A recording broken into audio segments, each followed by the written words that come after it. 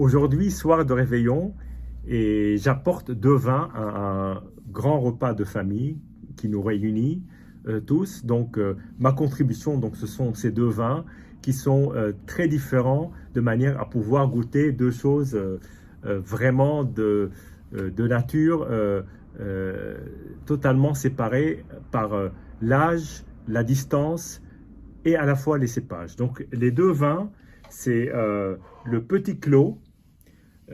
Alors, ce Petit Clos en 2018, de la famille, alors l'Apostole, mais l'Apostole Bournay, puisque Alexandra l'Apostole a épousé Cyril de Bournay, et donc on créé ce domaine il y a déjà presque 30 ans.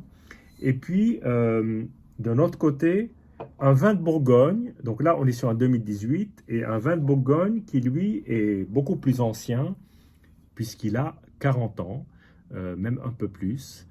Et donc c'est un vin, un premier cru de Bourgogne. Alors je reviendrai là-dessus au fur et à mesure. Alors sur le Petit Clos, c'est un vin que sur ce canal, mon ami Hassan a déjà dégusté.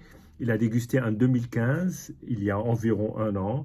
Donc d'ailleurs, c'est intéressant, si vous le souhaitez, d'aller jeter un coup d'œil à cette vidéo. Je laisserai le lien, bien entendu, en commentaire. Alors, le Petit Clos, c'est un vin relativement récent, puisque le premier millésime date de 2014, donc on est au 9e millésime.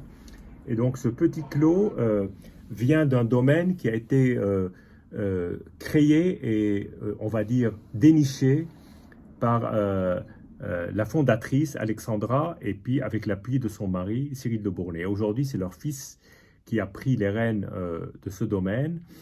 Et donc, au début, il y avait le clos Apalta, puisque c'est un clos qu'ils ont découvert et qu'ils ont remis au goût du jour. Et donc, pendant de nombreuses années, il y avait un seul vin qui était le clos Apalta. Et depuis donc 2014 est apparu le Petit Clos, qui est une version, on va dire, qui se consomme plus rapidement. D'où là, sur un 2018, le fait que je l'ai déjà ouvert. Voilà. Et donc, je voulais aussi dire que, historiquement, ce clos était plutôt planté en merlot, et aujourd'hui, il est en majorité de carméner. Ce Petit Clos, par exemple, est un assemblage de 53% de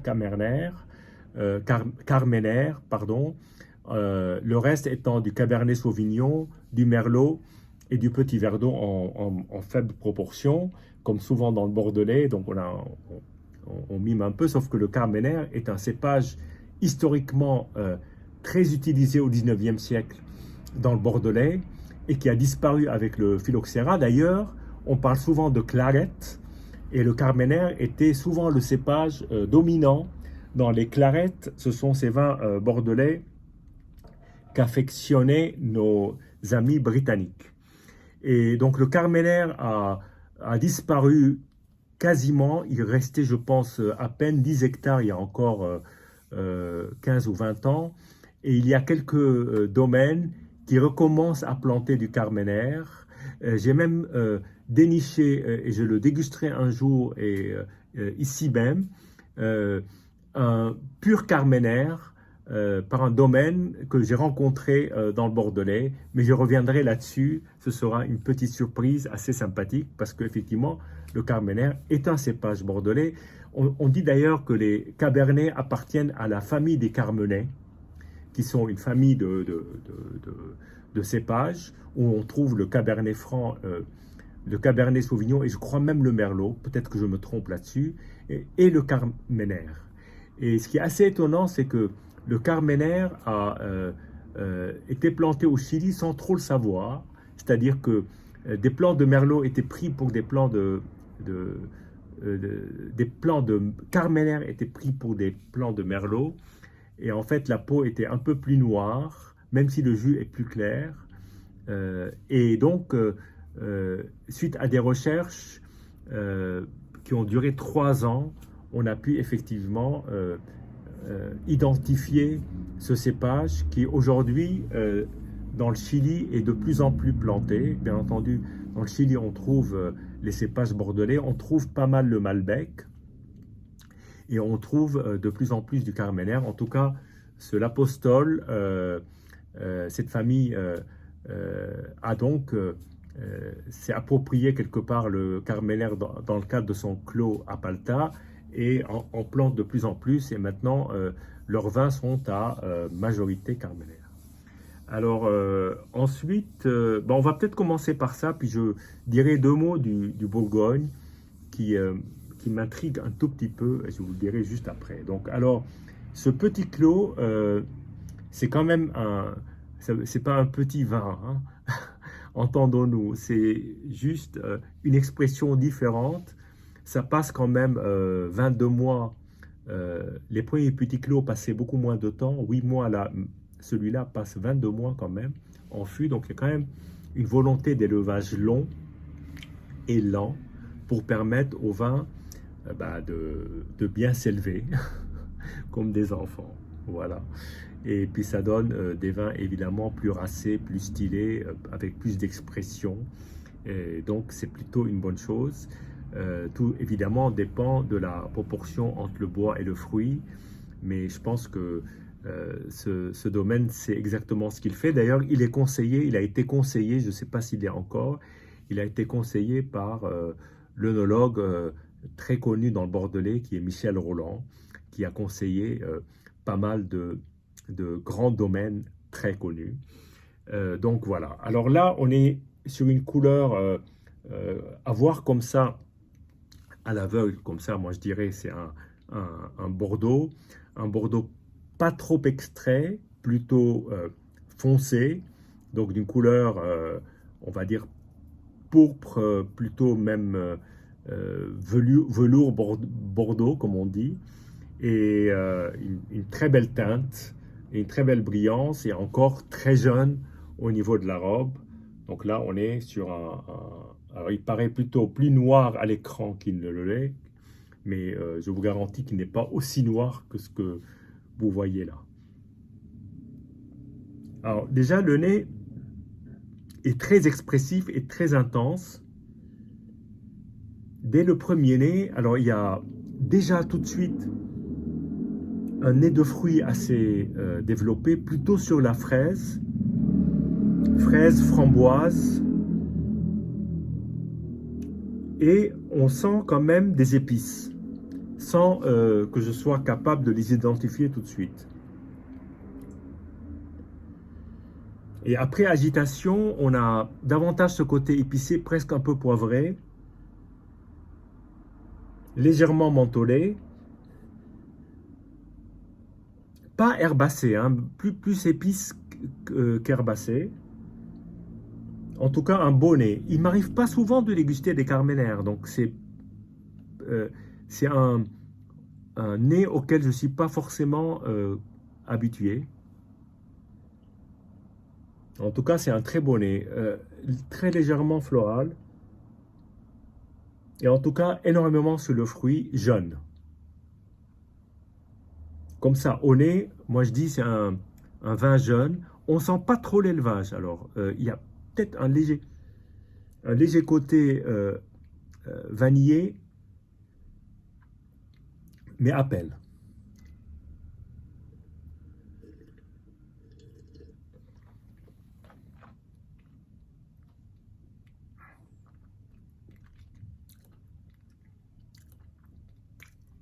Alors, la matière est très dense, très compacte, très directe, avec une trame de fruits qui est quand même assez belle, avec pas mal de tanins qui sont des tanins plutôt fins, mais très présents, sans donner cette aspérité qu'ont certains vins trop tanniques. Ce vin n'est pas trop tannique, il est, je pense, tannique, il n'y a pas de doute, mais c'est de beaux tanins. Et puis, il y a une belle matière assez dense. Et je trouve que ce vin a quand même petit clos, mais très, très, très beau vin, avec beaucoup de personnalité et vraiment super bien fait. Alors, je vais essayer maintenant de me concentrer un peu plus sur les arômes.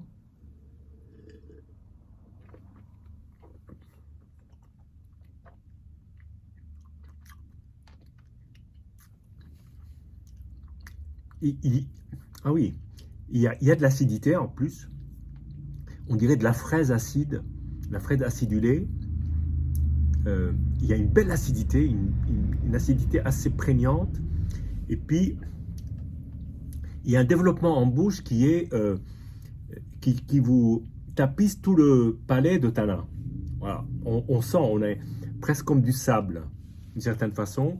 Et un côté très légèrement salin et, et une belle finition en bouche et un beau toucher qui est franchement très, très, très frappant.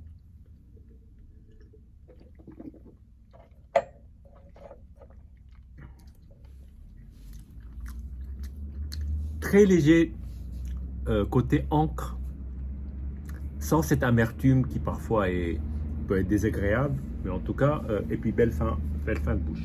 Alors maintenant, on va passer au Bourgogne. Alors là, donc, je vais dire quand même deux mots de ce domaine qui, je pense, n'existe plus. Jules Belin. Donc là, on est à Nuit-Saint-Georges, on est à Prémaux-Prissé. Prémaux-Prissé, c'est, on va dire, le village vinicole qui jouxte Nuit-Saint-Georges, qui, bien évidemment, en Nuit-Saint-Georges, c'est la capitale des Côtes de Nuit. C'est probablement pas l'endroit auquel on pense immédiatement quand on pense Côte de Nuit. On pense plutôt Vougeot, Claude Vougeot, on pense les Chambertin, Musigny, et bien évidemment Vosne-Romanée et toute la famille des vins de la Romanée-Conti. Mais là, en l'occurrence, Nuit-Saint-Georges, qui a donc Nuit avec, comme tous les villages bourguignons, un nom de premier cru ou de grand cru collé au nom. Là, il n'y en a pas, il n'y a pas de grand cru. Il y a des premiers crus. Et là, on est sur le Clos des Forêts Saint-Georges. Alors, Clos des Forêts Saint-Georges, j'ai gardé un tout petit peu. Aujourd'hui, à ma connaissance, il y a le domaine de l'Arlot, à ne pas confondre avec Arlot, A-R-L-A-U-D, le domaine de l'Arlot et l'apostrophe A-R-L-O-T, qui est un des grands domaines bourguignons, très belle réputation, très beau vin, et qui a justement en propriété des vignes sur ce clos et qui produit effectivement une cuvée tous les ans de ce clos. Alors, est-ce que ces vignes proviennent de la famille qui possède aujourd'hui le domaine de l'Arlot? Je l'ignore. En tout cas, Jules Belin est un négociant. C'est une petite famille de négociants qui est surtout connu alors dans le coin, paraît-il, pour son vieux mar qui s'appelle À la Cloche, parce que justement, ceux qui travaillaient dans le domaine, ce domaine familial, pour le déjeuner, il y avait une cloche qui sonnait, et donc ils savaient que c'était l'heure de déjeuner quand ils étaient dans les vignes ou quand ils travaillaient au chai.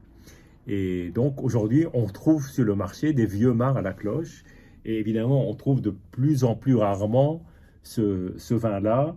On trouve un Nuit Saint-Georges premier cru des années 80, par exemple, de Clos des Forêts Saint-Georges étant pas seulement un premier cru, c'est aussi un premier cru nominatif, c'est-à-dire qu'il ne s'agit pas d'un assemblage de plusieurs vignes de premier cru.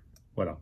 Alors maintenant, dégustons ce vin. Alors 81 est une année qui n'est pas forcément extraordinaire dans Bourgogne. Elle succède à 80, qui a été une très grande année. D'ailleurs, on est en train de découvrir aujourd'hui que c'est peut-être une des plus grandes années en Bourgogne de la deuxième moitié du 20e, peut-être l'égale de la grande année 78.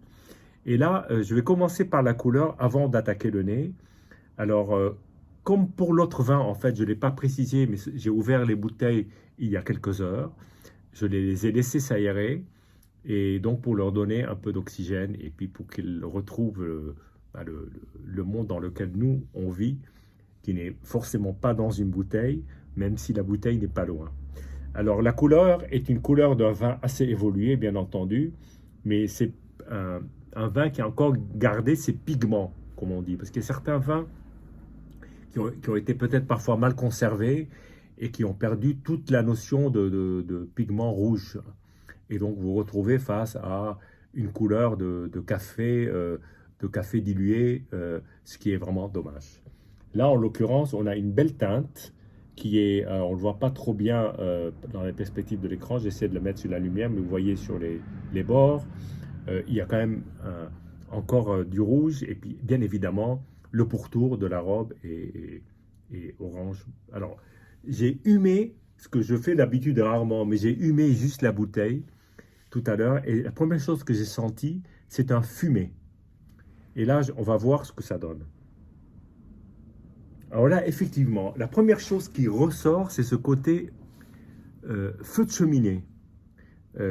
Cette odeur, moi, que j'aime bien, quand l'hiver, quand en dehors de l'aspect réconfortant d'une cheminée, mais aussi ce côté euh, fumé, fumé avec eux ou sans eux. Et là, effectivement, on le sent bien. Et ensuite, derrière, le nez est extrêmement séduisant. Là, on n'est plus sur des arômes de fruits comme on l'a vu avec le premier vin, mais on est sur des arômes secondaires, tertiaires. On est sur du champignon, sur un fumé de viande, c'est presque animal, très légèrement truffé. Pas du tout, ni sur le café, ni la torréfaction, ni le chocolat. Et après agitation, ressort ce côté fumé presque soufré, presque soufré. Et, euh, et ce côté des arômes un peu terre sèche, champignonnés, mais champignons secs plutôt. Pas forcément les champignons humides. Pas trace de moisissure, si vous voyez ce que je veux dire avec les champignons parfois. Et, euh, et un côté rose, très subtil. Alors en bouche, ça va peut-être être totalement autre chose, et c'est là, bon, c'est là la surprise.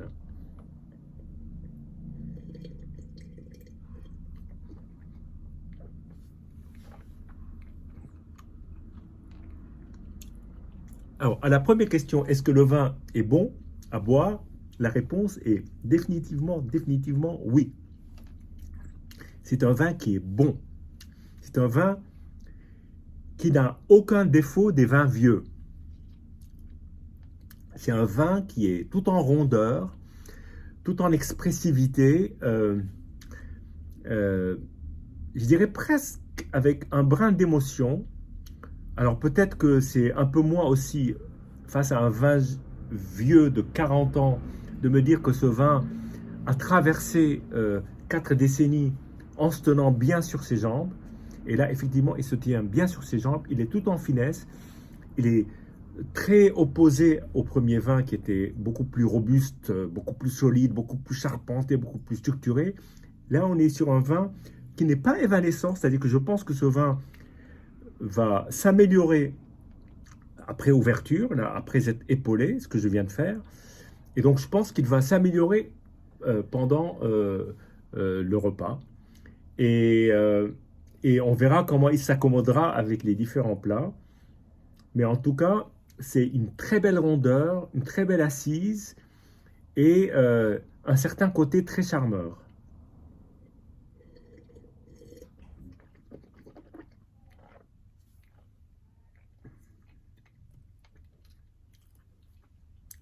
Alors, on est dans la finesse et le toucher qu'on peut trouver dans certains vins bourguignons.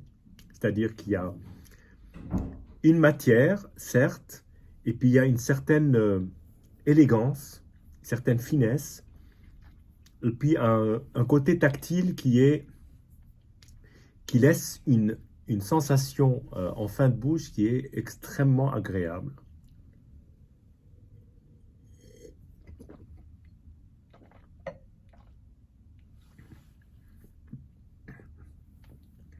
on ressent ce côté fumé en bouche. Et il y a encore des tanins, il y a encore de l'acidité. Ce vin a une vie, et il vit encore, et je pense qu'il va encore continuer à évoluer. Donc, deux vins très différents que j'ai découverts aujourd'hui avec vous, et que je suis content de partager cette expérience particulière, qui vont nous accompagner pendant le repas, et évidemment je verrai comment qu'est-ce qu'ils apportent et comment ils évoluent.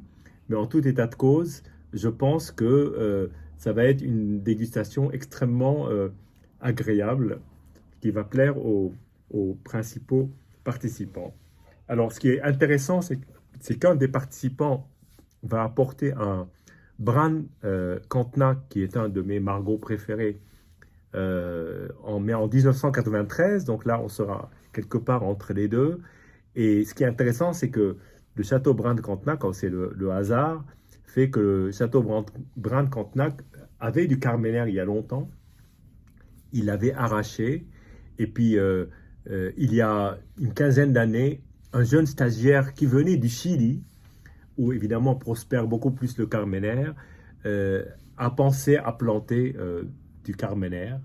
Et aujourd'hui, dans les derniers millésimes du Bran de Cantenac, on trouve une faible proportion de ce cépage qui est en train de retrouver vie dans le Bordelais, et qui en tout cas est absolument éclatant au Chili. Voilà, sur ce et sur ces deux impressions, je vous dis santé et puis à bientôt.